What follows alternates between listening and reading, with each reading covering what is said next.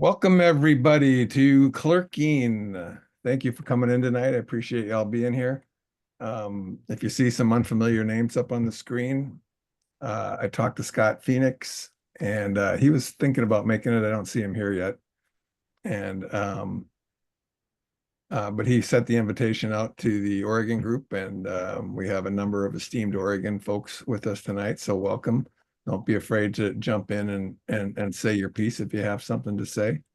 And I'm really happy you're here. I've worked with some of you, and it's pretty exciting. Susan Mishta is here from New York, so we're spread out a little bit, and she's staying up late for us. So, with that said, like I said, Ajay, if you can do the keep an eye on the chat, and everyone feel free with questions, but there will be question and answer time as well. But that said, let's get the show on the road so everybody can go home. Let me find the share. There it is.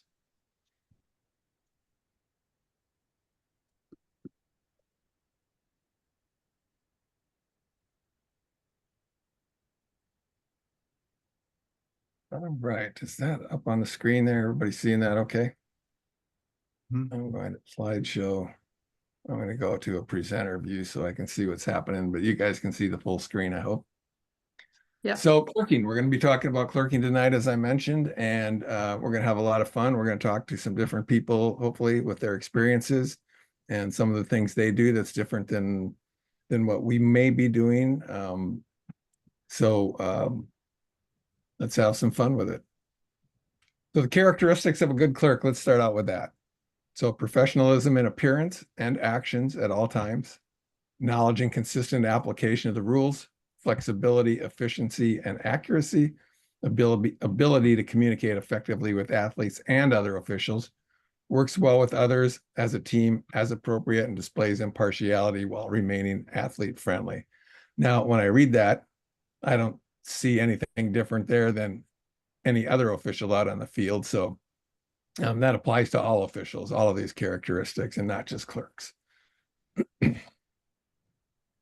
So the plan tonight, we're going to talk about general duties, some terminology. I'm going to show you some facilities, pre-competition duties, competition duties, post-competition, resources, equipment, supplies, discussion. Some things will show up more than once, and it's appropriate that they do.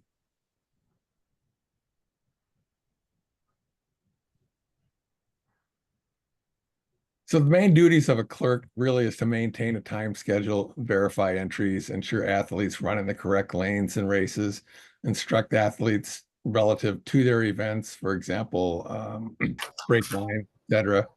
Deliver athletes to the starting line, ensure athletes are in proper lanes, ensure relay teams are in proper positions, enforce uniform, shoe, and logo rules. Here's the thing about clerking. It's not rocket science. Clerking is more of an art, almost a dance, if you will, trying to get hundreds of athletes through the check-in process and to the track at the right time in the right lane in the right heat. Takes some flexibility and the right amount of, so to speak, leading. So think of it more as a graceful tango than rocket science art at work. Clerking terms, sometimes these are a little different from place to place, wherever you go, but in general, you'll hear these terms: call room, or competitor check-in or check-in area, staging and hipping areas, escorting, taking athletes to the start line. Heat sheets are the sheets we get in with the individuals in particular races.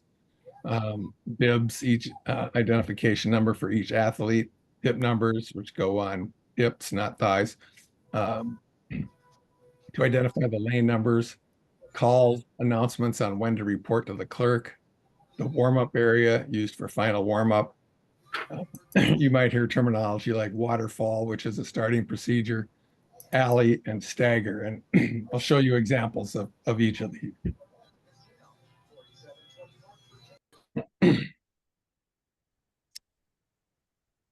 So here's an example of the corner of the track, the start corner.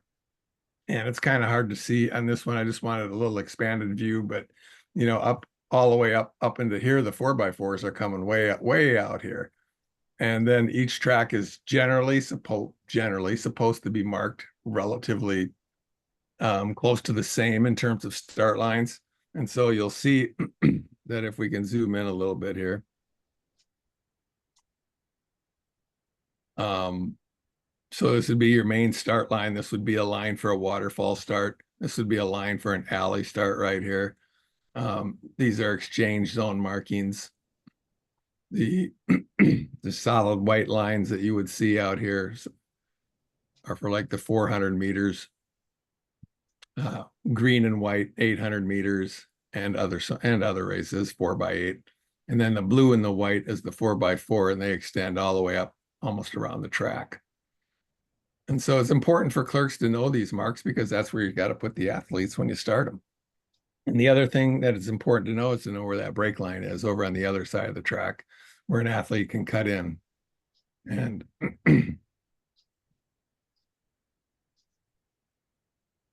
so here's an example of some athletes on a waterfall start.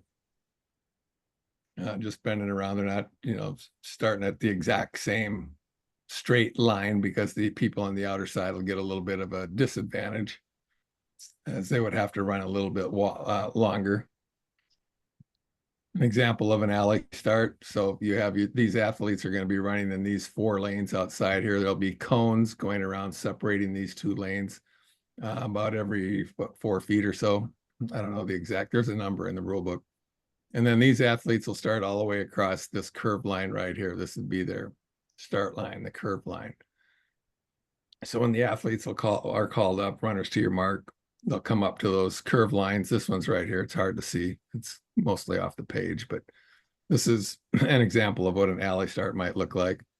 And here's an example of a stagger. So this is the 400 meters, and you can see how far they spread out, and they're going to be in their lanes throughout the whole race. So by the time it's all said and done, everybody will run the same distance.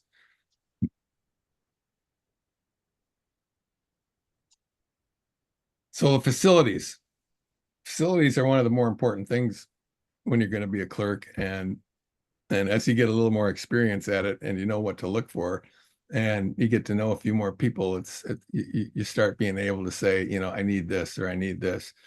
We need some tents, we need some chairs, we need, there's lots of things you need. So the clerking stations, you're going to have a call room, check-in area. They may not be at the same place. You might have a hipping area and a staging area. They may not be at the same place. And when you're setting this area up, you need some visibility and access. You need sufficient space.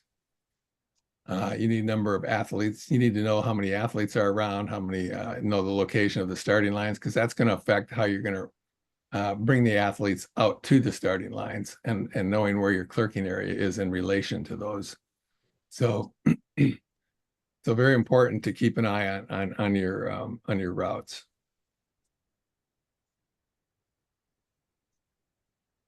So here's an example of an overhead view of a track. This particular track is at Stanford, where we happen to do a lot of meets, and this will look different for Oregon, of course, and it'll look different at just about every single place you go. So, but for example, number 7 here would be where the clerking area is located at Stanford. So this is where all the athletes will come in and check in. And 9 is the access to the track. So the main start area is over on this side, and the main finish area is down here, provided the wind's blowing the correct direction. Because as you know, they can switch directions if the wind's blowing the opposite way. But you have to figure out where you're going to take your athletes and how you're going to get them from here onto the track to the start line. Pretty easy for the 5,000 because that's right here, and the 3,000 steeplechase is right here. But when you want to get them around to the 100, the hurdles over here to the 400s and the 800s, you need to plan ahead how you're going to get people out there. So we had talked about some staging areas. Sometimes staging areas might actually be on the track. So if we're running a 400 meters over here, you're going to have a heat on the track. Over where this circle is, you might have a second heat staged over there with the line clerk. What we do here at Stanford is down in this corner, down kind of below the 10 where the cursor is. We'll stage a third heat down here. And so once that first heat goes by, this heat starts setting their blocks. This heat moves up, and you just keep the process of moving the athletes up. Important to keep things going so you can keep the meet on time. This is an example of how we set the clerking up at Stanford. It's a little bit different than we do it at most meets. Um, so it's usually a lot of athletes. It's a long day. It'll start at, for me, 8 in the morning, and it'll go to 11 at night. They run a distance carnival at night. The regular events will start around 10 o'clock. And so all the athletes will come in here and check in, and we have clerks assigned only to check in here. And that's what they want to do, and that's what they're good at. And so they'll check in and do the spike checks, do the shoe checks, do all the checks, the uniform checks. All that needs to happen right here. And then they do the important thing of telling an athlete when to return. When the athletes return, they come into this area where they're hipped and put into their heats. And this is an example. These chairs down here is an example of this blue area kind of turned sideways. But one of the things we do is we can put heats into these chairs: heat 1 all in lane 1, heat 2 in lane 2, heat 3 in lane 3, heat 4 in lane 4, or in chair 4 back there. If it's relays, we can go the other way. We can put the first lane relay in running order: first runner, second runner, third runner, fourth runner, and so on all the way across. And so it's easy when it comes time to pull them out to take the first runners, because they're all sitting in the first row. And then when we leave, we go out to the track right here. And in this particular case, the only people allowed in here are the heat that's next. One thing I want to say is that the clerking area is definitely not a hangout for the athletes, a place for them to leave their stuff, nor is it the officials' lounge. You know, a lot of times everybody thinks they want to come over and hang out in the clerking area, but there's a lot going on and people are working, and it's not just an area to sit and chat. Usually there's a lounge for that somewhere else.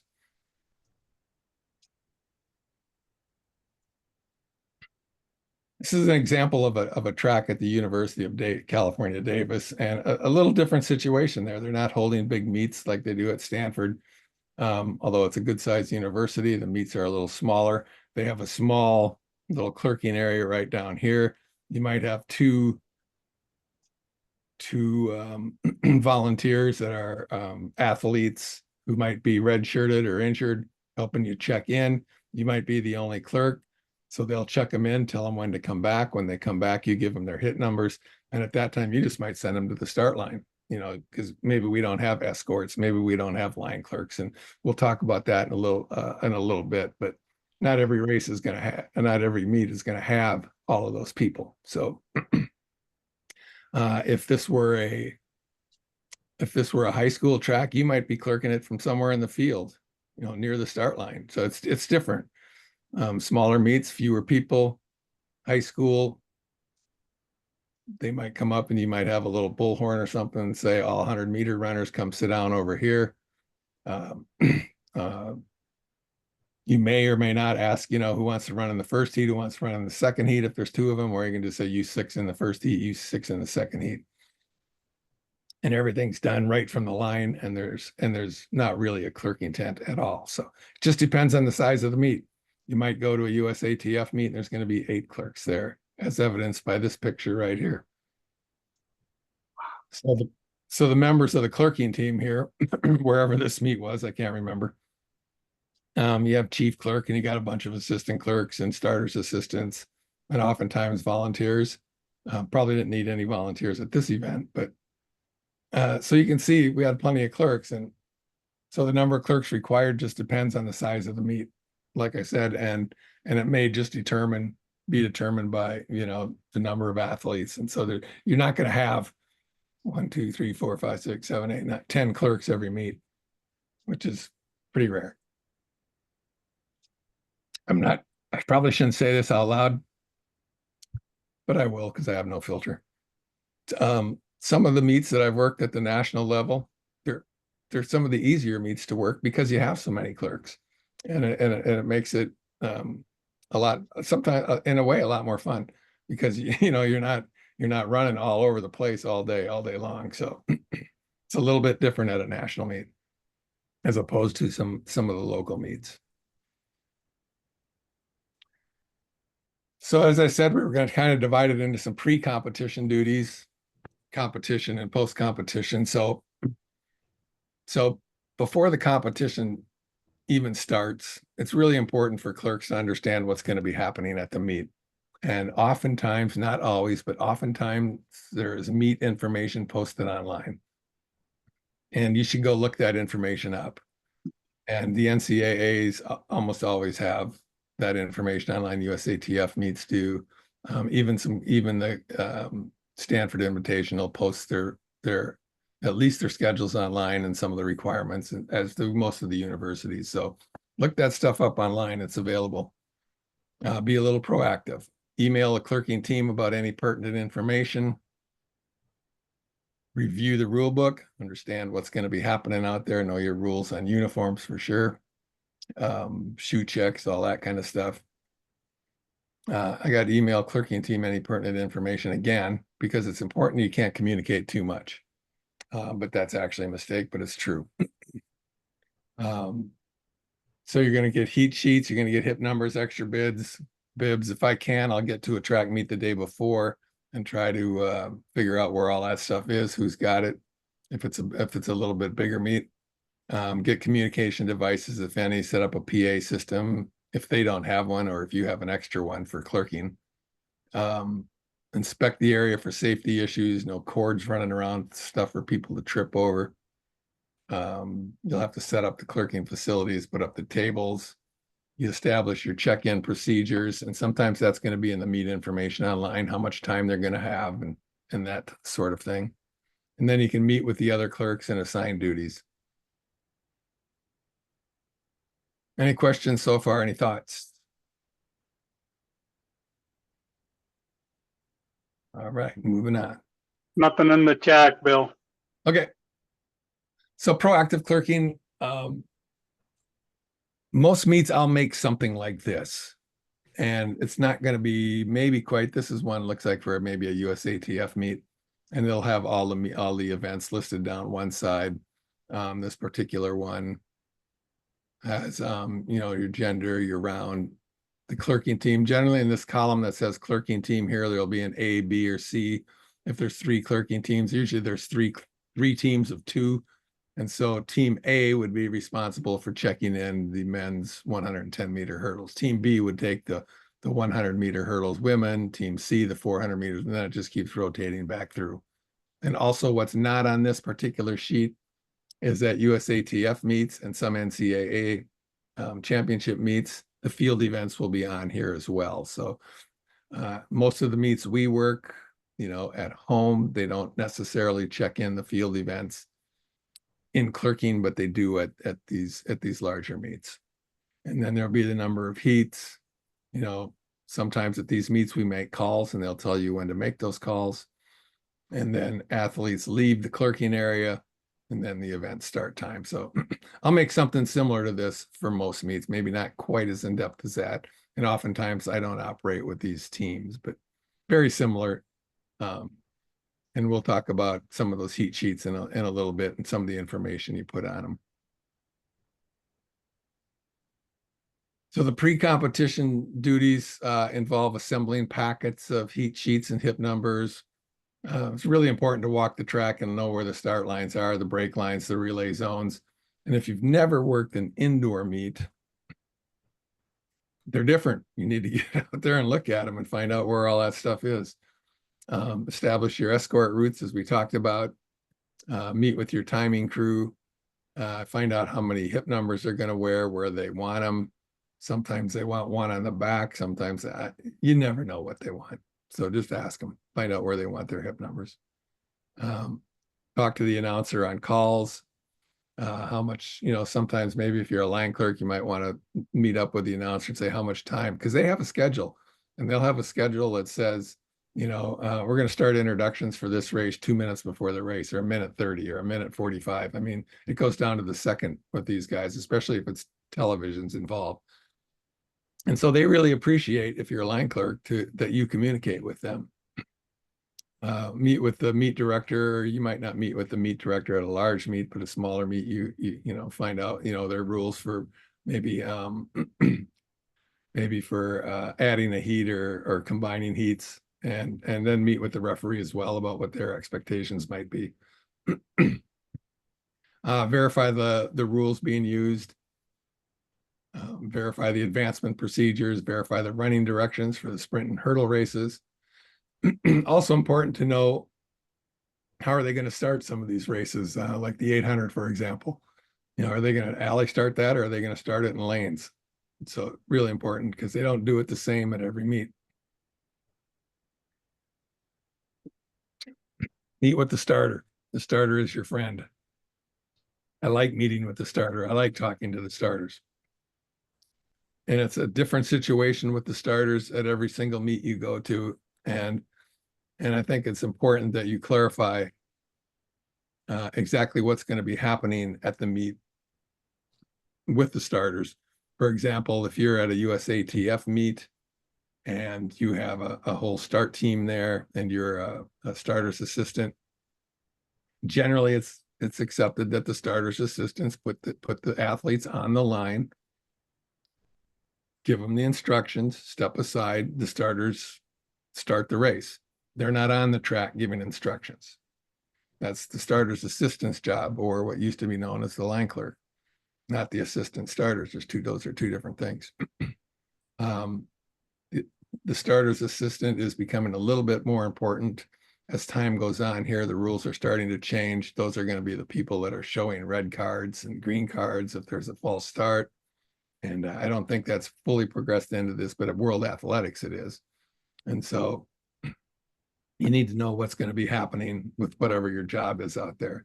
Now, if you're working a smaller meet and you don't have a starter's assistant or a line clerk, starters love to help you out, to just talk to them and communicate with them. They don't mind going out on the track and give them the instructions. So I'll say, hey, look, I'm the only clerk here. We got a couple volunteers, and I'm just going to send them to the start line if you don't mind putting them on the line. And they're like, no problem, send them down. And so they don't mind that at all. Just make sure you communicate, you know, your needs, or, you know, what some issues you might have, and everything will be fine. It's when you start making assumptions that you can run into trouble. Bill, there are a couple of questions in the chat and one comment. Sure. Whenever you're ready. I'm ready. Okay, so the first question is, are the colors for stagger marks the same at most tracks? For example, 4x1 or 4x4 and that sort of stuff. Are the colors for the stagger marks the same? They are the same at most tracks, yes. And John Price put up a comment, race walkers always have hip numbers on both front and back in addition to the hips. And so again, important to know, you know, what folks are going to be wanting. And you know, race walkers need to see people from the back as they go by. So it's a little easier to pick that hip number out on the back, as opposed to maybe picking up a bib number. So, you know, of course we accommodate what they need. That's so for the chat so far. Okay, thank you. So for the check-in, you know, the check-in folks in the competition duties, you know, it's the check bib, spikes, uniforms, heat lane assignments, report back. And you may, like I said earlier, you may check in field events, you may not. You know, most of the time you're not. Most athletes are going to be going right straight to their field event. But there will be, as you move up the ladder, there will be meets where someone from the field event has to pick up the athletes from clerking, and then they generally give them their instructions in the clerking area and then take them out to the track. So staging and hipping, you know, obviously they give the hip numbers and organize the heats. There's the escorters. Sometimes they're one and the same, sometimes they're not. And then you have your starter's assistant line clerk, who puts people in the lanes, you know, gets them ready for the race. A lot here depends on the level of meet you're working, how much you actually do, and be fair and impartial, provide a secure environment. So the check-in duty specifically. So arrive early. Bill, there's one more question in the chat. Go ahead. Is the breakpoint the same for waterfall as well as alley starts? Is the break line, the break point the same for waterfall as alley starts? Well, usually yes. So let's say you're starting a 5,000 meter from the main start line and they're in alleys. They're going to break at the same place that say the 800-meter starters would if they were in their individual lanes. So that would be outdoors. That would be called what's called a one-turn stagger. So for the 4x4, as you probably know, that's a 3-turn stagger. The first runner runs in their race all the way around. So they go through 2 turns, then they hand off to the second runner, and the second runner will then not break until after the 3rd turn. So that's called a 3-turn stagger, but it'll be that same line over in that same corner. Where this all falls apart for some people is when you start working indoor meets and trying to figure out where the staggers are and where they're going to break in there, because the break line is different. And so you need to really get together. The first time I worked an indoor meet I was the starter's assistant at Ocean Breeze, and I had to sit down with the starters and have them walk me through the whole situation out there, because here in California, we don't work that many indoor meets. I mean, we're starting to now with the advent of Reno, but in general, if you're not used to working indoors, it's a learning curve. And so that's something that takes a little time to do. But don't be afraid to go out and ask people. If you try to figure it out on your own, you're going to get in trouble. So the check-in duties typically involve. Sorry, Bill, there's one more question Oh, related to this kind of stuff. okay. Explain the typical lane 4 alley line for a 1 stagger turn event like the 800 meters. And guys, whoever is putting stuff in the chat, if I'm not communicating your question correctly, please chime in, unmute yourself and chime in. Yeah, AJ, this is Keith Caldwell here in Roseville. I was saying, in the one big difference to me from a standard waterfall 800 start versus an alley, those on the outside in the outside alley can't go further than lane 4 until they get to the break line. That's correct. Wherever the alley line is, right. So there's cones delineating that area, yeah. And then when the cones stop at the break line, then they can break in. But yeah, just didn't want someone to be confused when you said it's the same as the standard 800 that they're the same in the alley and a waterfall. So the break line's going to be over here. Correct. So if the 800 runners are out here, they're going to be on this white and green line. And so if they're in this configuration in lanes, they'll run in the lane until they hit the break line over here, and there'll be cones across on the break line. I've seen at lower level meets, they'll use a waterfall start. They may, and that's why I say it's important when you show up to find out what kind of start they're going to be using, especially for the 800s, because most of the upper level meets use lane starts. But if they're using waterfall starts, if they're on one waterfall, then they can break right away. Everybody can break. But if there's a group here and a group here, this group has to stay in these outer 4 lanes all the way around until they get to the break line. This group back here, they can run anywhere on the track.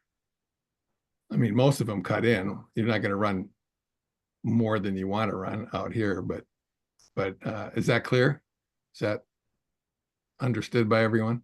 I think that was Keith's point and question, is that when you are using an alley start for 800, the alley group in the front cannot cut in until you are at the break point on the other side, but the rest of the waterfall line can cut in right away. I think that's what Keith was trying to get at. Yeah, that's true. That's true for any alley start. So any alley start, whether it's a 10,000 or even a 5,000 over on the other side, they have a break line down on the other end of the track. But You stay in your lanes until you hit the brake line on any of these alley starts. In the outer 4 lanes, or sometimes it's 5 lanes. Depends on how many lanes the track has.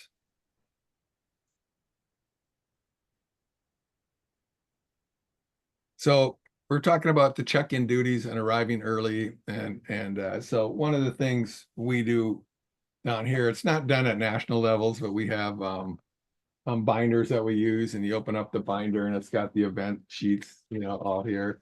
And then we'll take the event sheets, and then we'll just put them into their proper slot in the binder. And so the people that are working as check-in clerks, a lot of times volunteers at smaller meets, like I said earlier, maybe athletes that are red-shirted or injured, and they can just easily flip through to the event and check in the athlete. So we put the heats so we can either distribute the heats to the teams or put them into binders. Determine the method that you're going to use for noting athletes who check in. Some people like to use highlighters. Most places you go, I prefer the circle, circle a number, and I'll show you that in just a sec. Verify your competitor's name and school. Inform the athletes of their heat, section, and lane assignments. Inform them of their race time and when to report back. Probably one of the most important things that they do right here is tell them when to report back. Check for your compliance with uniforms, logos, shoes, spikes. Sometimes hip numbers are issued when athletes check in. Sometimes they're not. Sometimes they're given out when they return. And then the hip numbers are given out and they're placed in their heats. They need to be aware of the progress of the meet and advise the athletes of any delays. Inform the chief clerk of any scratches that affect rounds or heats.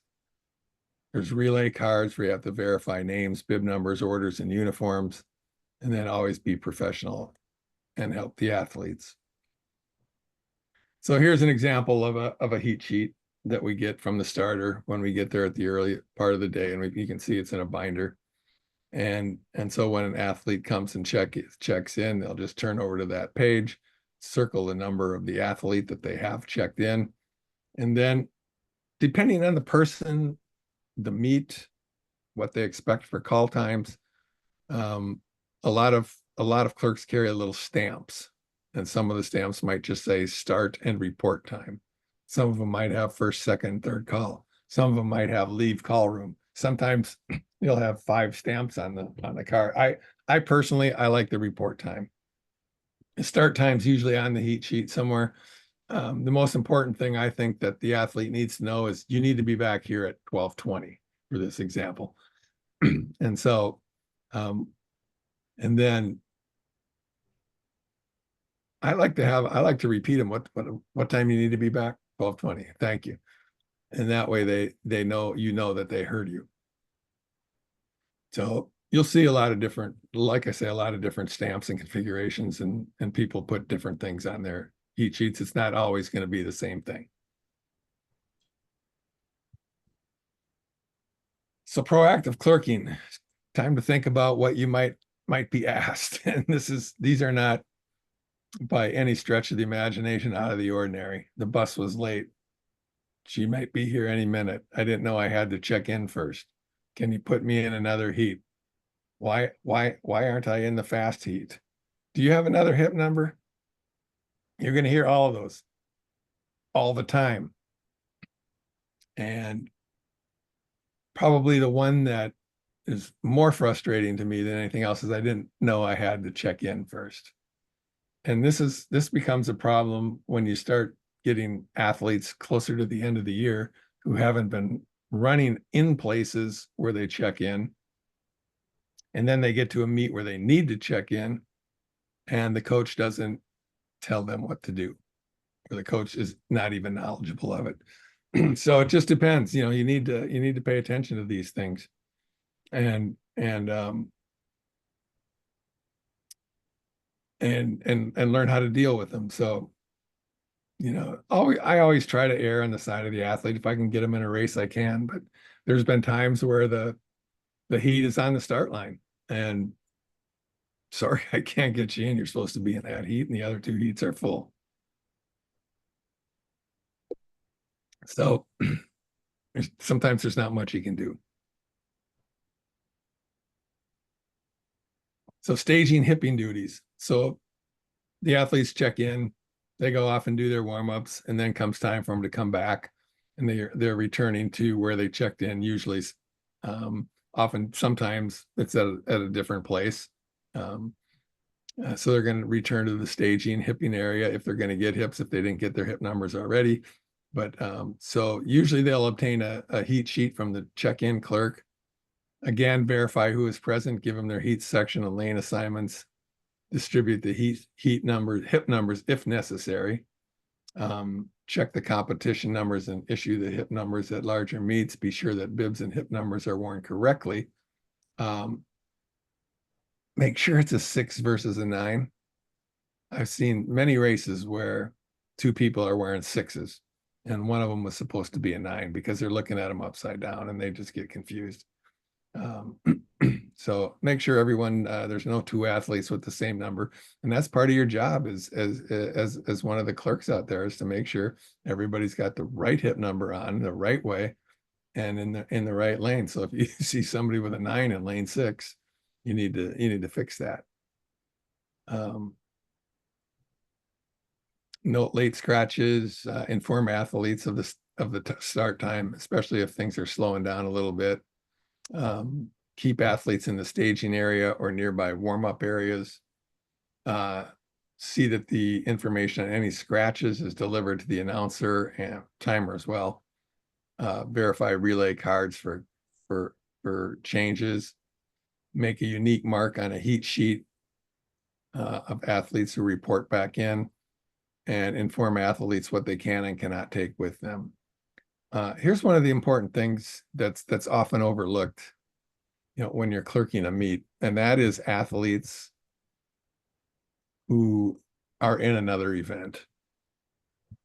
And so it's really important when you're checking athletes in, if they don't say so on their own, especially if they're in an event that, say, might sound like they could also be a field event person. So, are you in any other events? Yeah, I'm in the long jump. So make a note on that check-in sheet that this individual is in the long jump. And there are cases, oftentimes, where those athletes don't even need to come back, as far as I'm concerned, to the staging area, to the hipping area, when everybody else is supposed to report. But then it's their responsibility. You need to keep an eye over at the start line. And when you see the athletes coming out for your race, you need to be thinking about getting over there. And then the starter's assistant should always have some extra numbers, or you can give them their number when they leave from you. And then it's equally as important for the field event personnel to, especially the field event head, when people are, or the flight coordinator, if they're checking people in, are you in any races? And they need to make that notation too. And generally, I like to get everybody checked in as soon as they can. When you get to an event, check in for everything. You don't need to wait until 30 minutes before to check in. When the bus, you get off the bus, go to clerking and check in. Hey, So Bill, there's a couple comments. Sure. Sean and John chimed in, Sean Carey and John Price. Sean says, the timers will appreciate that you make sure their hip numbers are not covered by their uniform, especially for the fat. I assume that's what I think Sean is saying. And John Price says, so will the umpires. They need to see those hip numbers too. Yeah, really important that those hip numbers are visible. So if their shirt's hanging out over the number, tuck your shirt in. Probably one of the jobs of the escort clerks or the starter's assistant. So likely the clerks that stage the athletes will also escort them to the start. Again, inform the chief clerk of no shows. Take the heat sheet with you. If someone is not present, make an arrangement for a separate escort. At some events, they need to be escorted in order to get on the track. Some events, not necessarily so. Escort the athletes in a prearranged route. Make sure you have extra hip numbers, pins. Deliver athletes to the line clerk, starter's assistant, inform the line clerk of all scratches. Stay in the area to record any last minute scratches or assist as needed. Upon returning to the clerking area, make sure you retain those heat sheets for documentation. Escort the relay team members to exchange zones. Oftentimes we just send them. And as needed, record the names of the athletes who fail to participate. That rule has changed this year. It's a little bit different, but we still need to keep track of those who don't participate. It's most important now in scored meets only.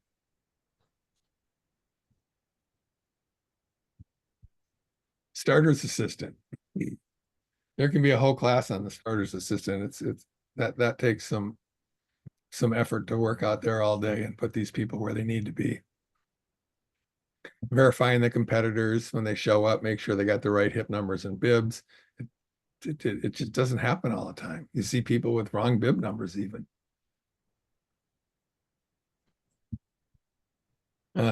Remind the athletes of advancement procedures. Maybe it just depends on the level of the meet. Make sure they're in the right lane. Make sure they place and control other relay team members. Assist starters in repositioning runners if there is a false start. Control athletes in the other heats that are waiting.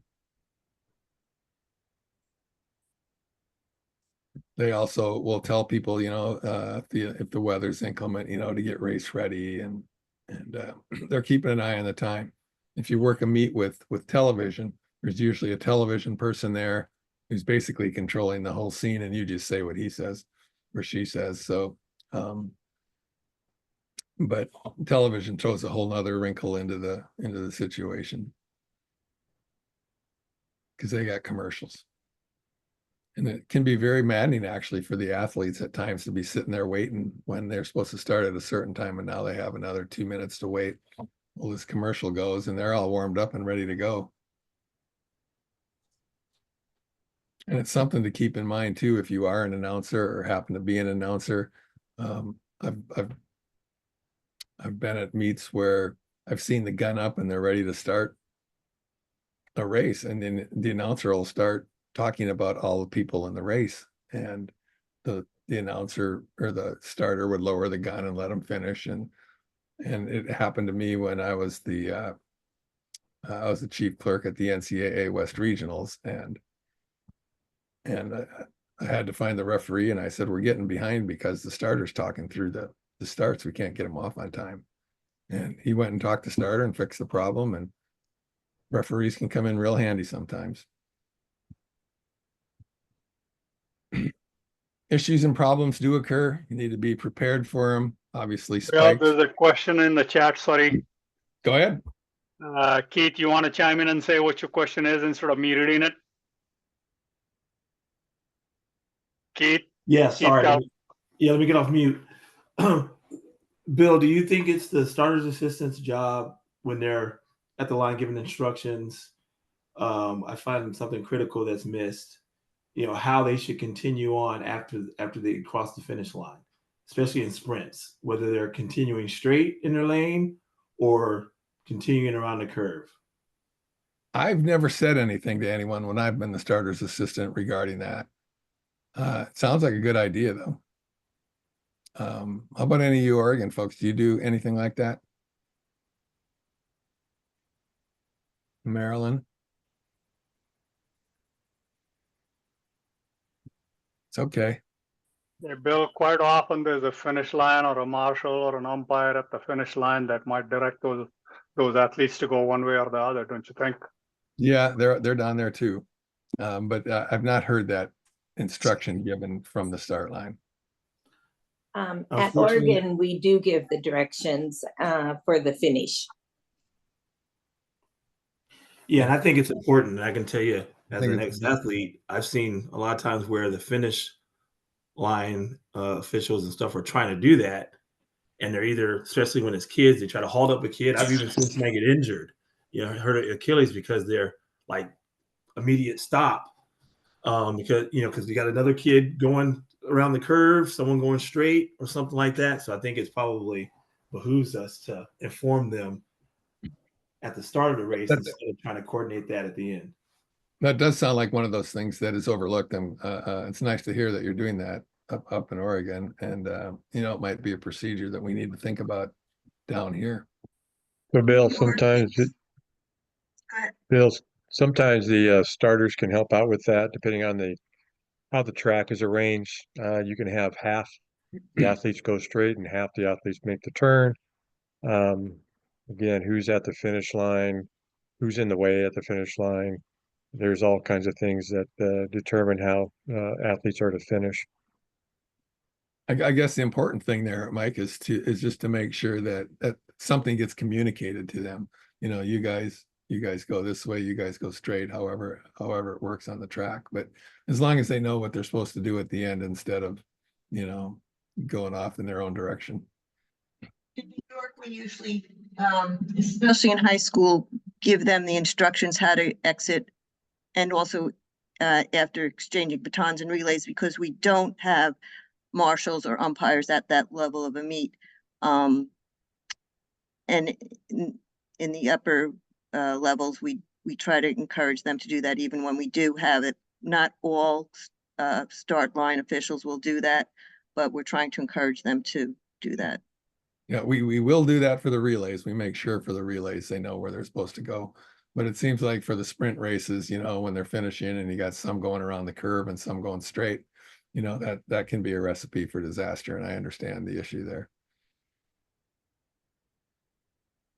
So some of the issues and problems that can occur, and that's probably one of them, is but we got spike issues. People show up without spikes. Are there going to be any spikes for these kids to change their spikes, you know, for these athletes? So, you know, who knows, you know, I always carry extra spikes with me, and, you know, just at my own expense. And some meets are selling them, some meets, but usually you're not going to find extra spikes there. Coaches don't carry them. And oftentimes the kids aren't carrying them, or you're going to run into situations like, I can't remember the athlete's name. There's been a couple different ones. I think it was maybe Lolo Jones in Sacramento one year when the outdoors were there, and she had the wrong spikes, and they were the type of spikes that didn't come out of the shoe. They have, you know, permanent spikes in their shoes, and that happened to be the only pair of shoes she had. And these are illegal. You can't run it. So it goes to Karen Kursak, the referee. And no, can't run in them. And well, you tell meet management then that Lolo Jones won't be running. And you know, that's the kind of the thing you might run into at that upper level. And so, you know, at the when it's all said and done, that decision's not made by me, and that decision's not made actually even by the referee. That goes all the way up to the top of the food chain. And the decision in this particular case was made that she could run. So but these things happen frequently at meets, and especially with shoes that have permanent spikes. And these athletes are not, you know, are not stupid. They understand the rules, and, you know, they take advantage of what they can at times. So just be aware of those types of things. Puke on the track. That's a meat stopper. You know, that needs to get cleaned up. You just can't start the next race, you know, with that on the track. So, you know, you have to be prepared for those types of things. And so always be ready for the unexpected. Somebody falls and gets hurt or during a race. Lightning happens, you know, if you happen to work meets down in the south, southwest, southeast. I mean, this is almost a daily occurrence in the afternoon. You can almost bet your meet's going to be postponed for an hour. Maybe your power is going to go out, and now you're stuck with just a bunch of lights in your tent. So you just don't know what's going to happen, and you need to prepare for these things.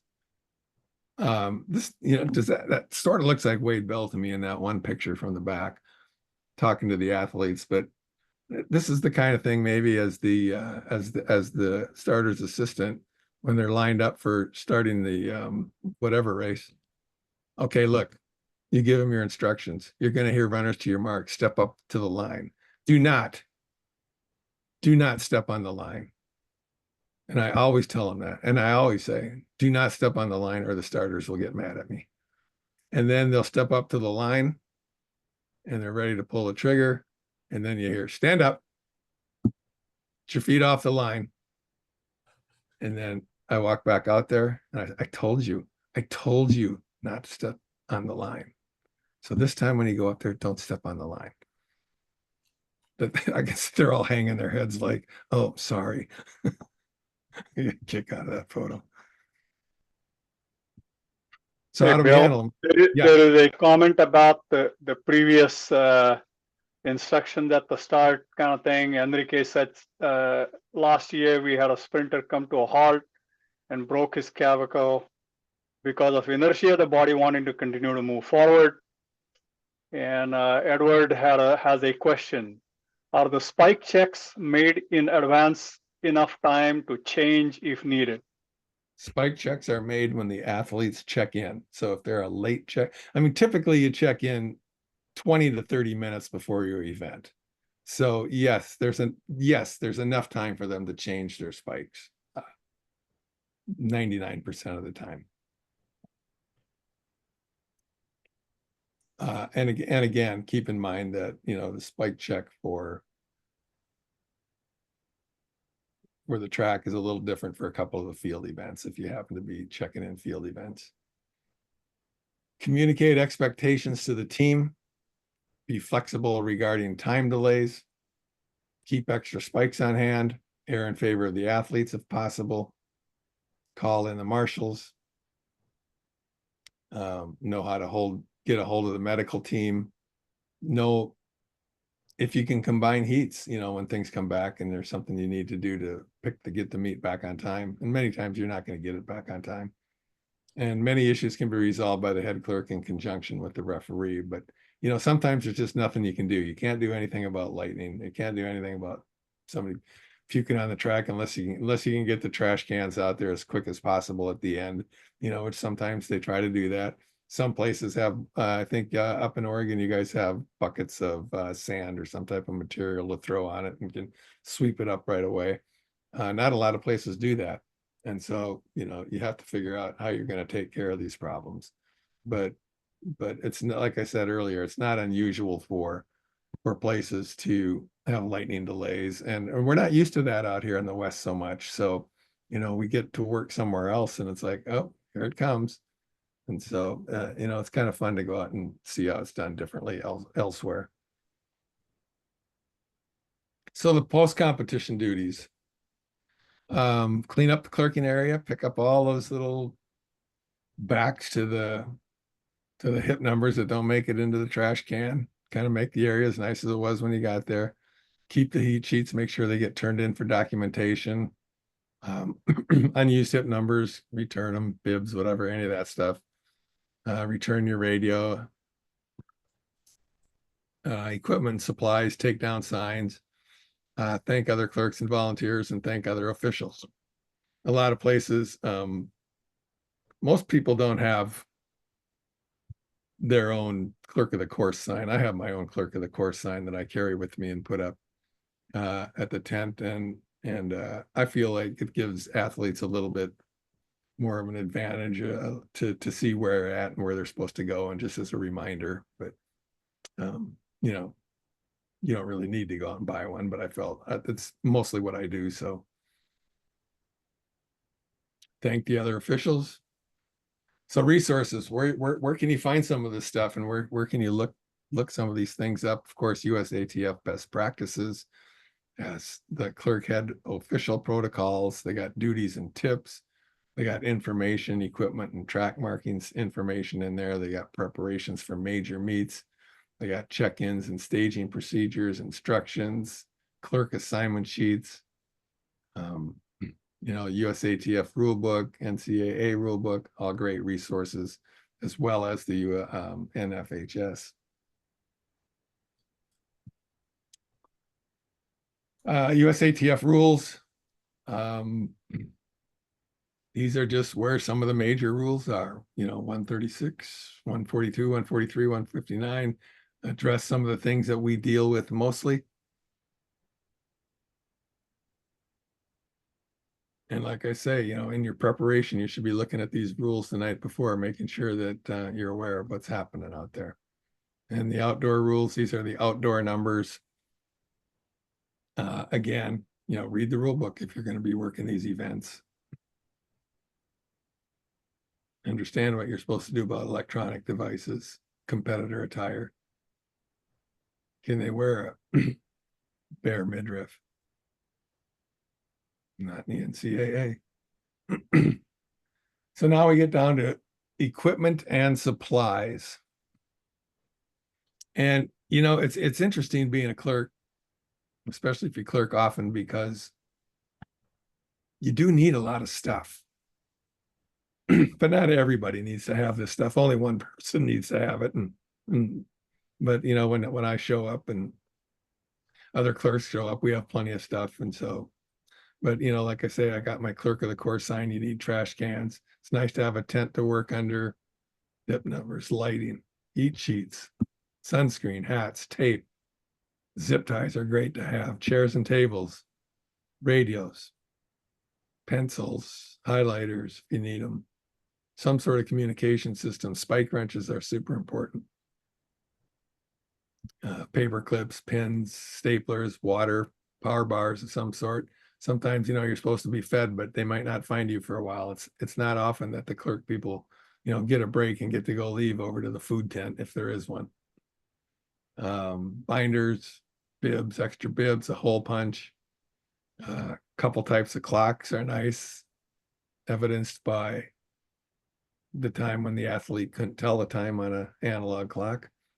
It's becoming a little bit more prevalent, so we have digital as well. So a couple things to keep in mind. Hey, Bill, Laura has a question. Laura, you want to chime in? Yeah, I know I saw Bauer on here somewhere, and he has a box for his numbers. Is there any chance we can get directions on how he made that? So some of us that are having to do that suddenly, as coaches, let alone officials. Well, Mike couldn't make it tonight, but I'm sure he'd be happy to give Okay. instructions on how to make those. And you saw in the very first slide, of that table, and a lot of places have hip numbers in old cottage cheese cups, glued to a board, and they come in all different shapes and sizes, and sometimes it meets when you're just putting the hip numbers together, and giving them out when the athletes check in. They just stay in the rolls, and you never actually need to peel them off and put them into cups. So it just depends on the meat you're working at. But yeah, there's all kinds of stuff out there that you can find and you can buy and you can make. And, those of you that are, super handy, would have no problems with any of that stuff. So And I know you guys both work Stanford. He had something about waterproof paper or something that you could write on that when it got wet. that's another thing that's available out there that we can use is waterproof paper. It's a little expensive, but oftentimes the timers will use that if it's going to be a rainy day, and it's nice to have. And it's available. So if you are thinking about clerking and it's going to be kind of an inclement weather day, waterproof paper is a good thing to have for sure. Thanks, Laura. Any other questions, discussions, thoughts? There's one other question, Bill, from Ryan. Ryan, you want to chime in? Yeah, so the rule books are now talking about World Athletic Shoe Compliance, like in NCAA and USATF. Is that a job? Is the shoe control officer a clerk?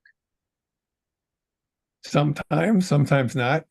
Sometimes the shoe control officer is working for meet management. But when clerking, for those of you that don't know what we're talking about here, World Athletics as well as USATF and down into NCAA, there's certain requirements for shoes. World Athletics publishes weekly a shoe compliance list. And the way it's been handled in the past, and I don't know if it's changing or not, but we have had to check about 10% of the athletes at a meet's shoes. You don't have to check every single pair, but you need to check about 10% of them. And then they need to be in compliance with that list of shoes. And so, Marilyn and Maureen, what's your experience with the shoes up in Oregon?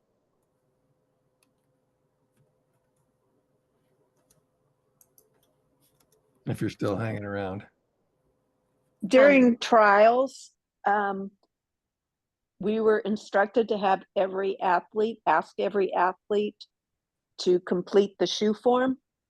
We did not need to see their shoes. We had the list of approved shoes. If the athlete didn't know what shoe they were wearing, we could look it up for them. But there was a shoe compliance person the meet hired to randomly select shoes to see if they were legal. So here's the thing about shoes, so we're checking 10% of the shoes to make the meet legal according to World Athletics, and if a record is set. If an athlete sets a record of any significance, more than likely somebody's going to want to look at those shoes. And if those shoes are not in compliance, their record goes bye-bye. They don't have any incentive to not wear shoes that are in compliance because any record's going to be checked. And so, Hey, Bill, my understanding is that 10% is still valid even this year. And yes, it's not just for record, but it's also for any performance that they want to be listed on the World Athletics site. World Athletics needs it to be in compliance with their requirements, including the shoe. right. And Ryan, to your point, and if the field athletes are not checking into clerking, then I don't think clerking can be doing that shoe compliance. No, the shoe compliance for field events, if they're not checking in, the clerking needs to be done at the field event site for sure. Hey, Bill. Yes. Anthony Davis here in Reno. We have been doing this the last two meets at the indoor meets, and we received a spreadsheet from I think it's Mark Koska out of the NCAA. Right. And we check those shoes when we check spikes. So when we're checking the spikes, it's a random check. That clerk can, or whoever's doing the spike check can go, hey, I'm going to check your shoe. They check them, write them on the list, send them on their way. Right. But you're not checking every single athlete. No, we're only checking 10 to 15%. So that's the general requirement is Right. is 10. And we are checking before they enter their event. Now, that other scenario, like you said, if they set a record, you bet your bottom dollar those shoes are coming off and coming through a check. So, but the other ones, according with Ajay, it is if these athletes achieve a A or B standard time that their shoes were verified and checked, possibly. Possibly. So correct. it's almost like a mix zone, or it could be like a mix zone. And so if you're one of those athletes that did not get checked of that 10 to 15%, but you do happen to set a record, that doesn't absolve you from having your shoes checked. No, at that point, meet referee, meet management should just pull that athlete aside and, hey, we need to verify your shoes to make this record stick. And we almost had that in the weight throw this last weekend, where the gentleman threw the number 2 NCAA all time in the weight.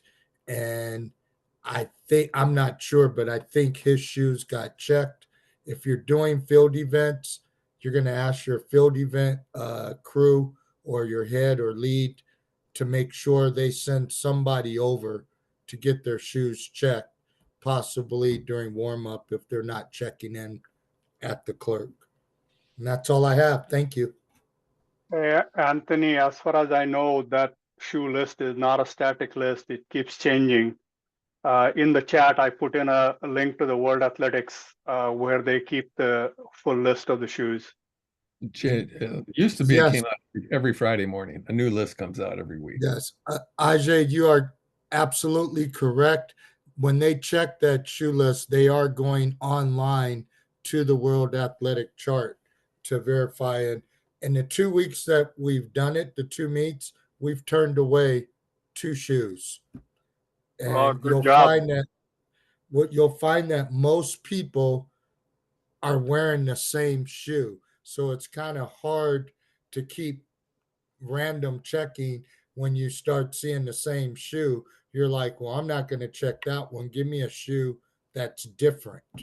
And that's how that random is kind of selected. At Oregon, we do check field event shoes and running shoes. 10% of the athletes are marked on our check-in sheets. So those are the ones that we check besides the spike check for all shoes. Does field events always come through clerking in Oregon? Yes. Wish they did everywhere. Yeah, they don't in very many places.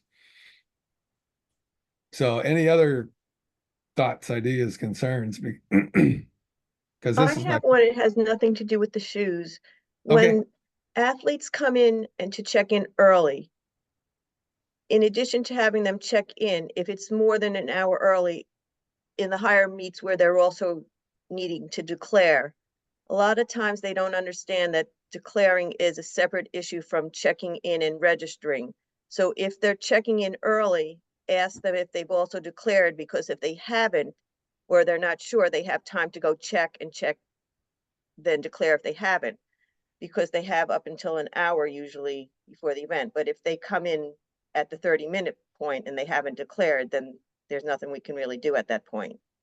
And so you're talking more specifically about like a The USA master meet, national meets and national meet where they have to declare, and most meets that we work, they don't have to declare. And so there are going to be these meets, yes, where an athlete has to declare. And oftentimes they do confuse the declaration with check-in.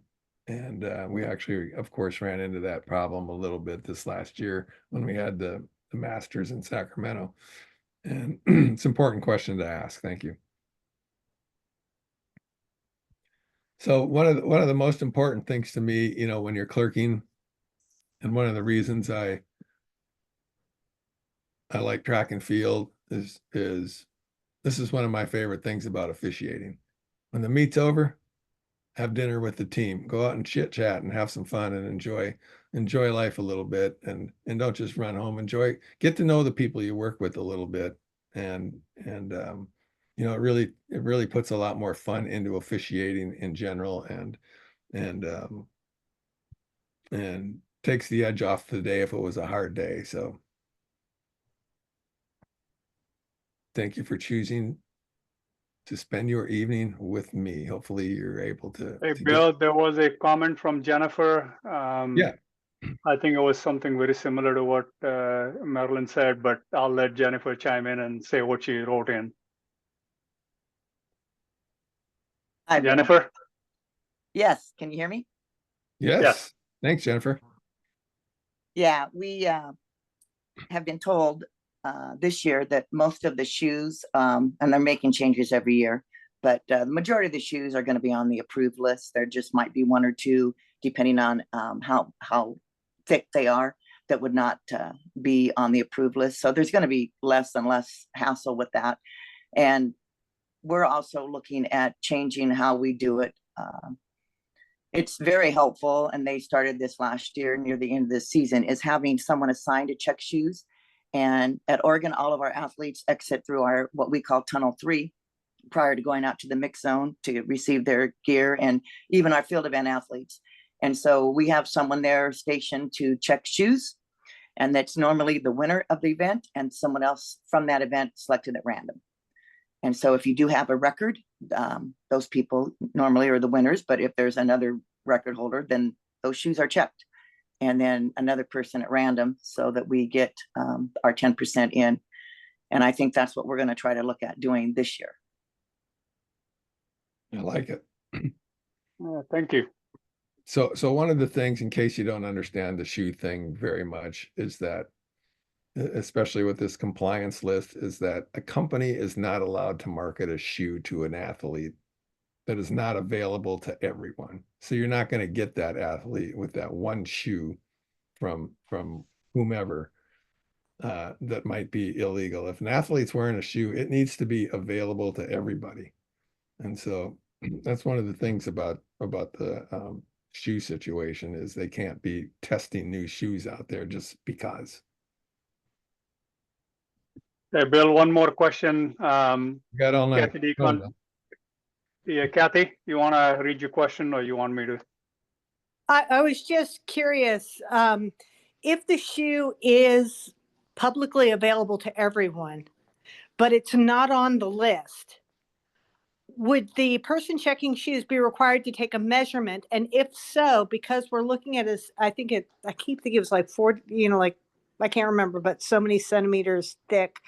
Where is that measurement? Is it at the heel thickness, or would we even would we even do it, or would we just say you're not on the list, too bad? You're not on the list, too bad. Too many measurements, Kathy. This is not an implement inspection kind of thing. Yeah. Just wasn't sure because I don't play in your pool too often, and so I thought I'd ask. We don't, if it's not on the list, we're not gonna start saying that, well, it meets compliance. It's not our job. Okay. Yeah, those details are on the World Athletics rule book, but there's way too many, and I don't believe we need to check them. You know what? I am good with that. I just needed to make sure in case questioned. And Bill and Ajay, maybe you can answer this question for us.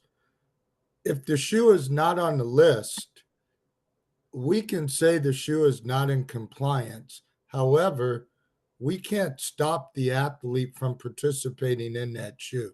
Correct. They can wear it. I believe that's correct. The only issue with it is that they cannot take that performance and send it to World Athletics. Exactly.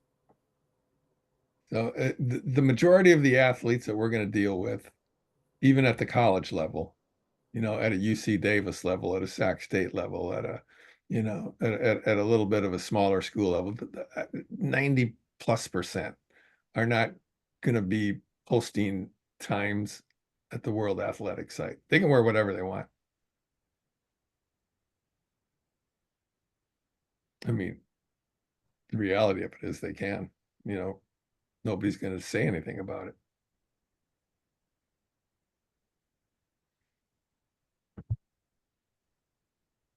So nothing more on the chat, Bill. So with that, it sounds like everybody's kind of clerked out for the night. So I really want to thank the Oregon Association for jumping in and attending this tonight. I really appreciate you being here. I love working with you guys. It's fun coming up there, and it's good to see y'all here.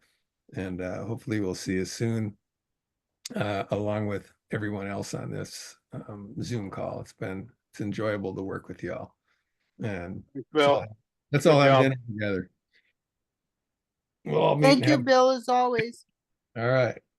Thanks, Bill. Okay, drive safe, everybody. I'll send you Thanks. home. Good night, everyone. Okay. Good night. Bye.